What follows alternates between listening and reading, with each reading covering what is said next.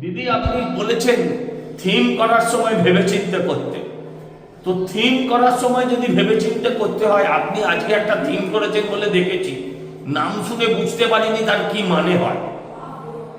Theme শুনলে ভিড় হয়, আপনি চোখ আঁকলে ভিড় হয় না কেন এটা আমি বলতে পারবো না, কিন্তু কারোর থিমকে আপনার গায়ের জ্বালা হয় বলে দয়া করে সেই থিম পুজো বন্ধ করার চেষ্টা করবেন না।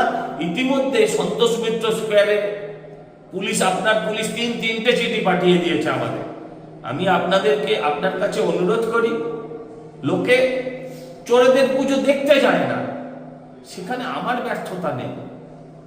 আপনার লোকেরা এমন থিম করে, ওই এয়ার ট্রাফিক কন্ট্রোল থেকে কমপ্লেন আসে, আমরা সেটা করি না, আমরা আইন মেনে থিম করি।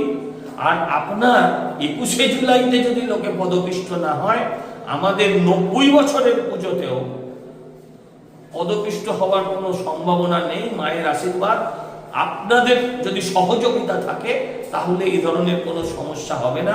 দয়া করে পুলিশ নামক যন্ত্রণা, একটা পুজো কমিটি, যে পুজো কমিটির সঙ্গে আমি একজন ভারতীয় জনতা পার্টির কর্মী জড়িত আছি বলে সেই পুরো পুজো কমিটিকে হ্যারাস করাটা আপনি বন্ধ করুন।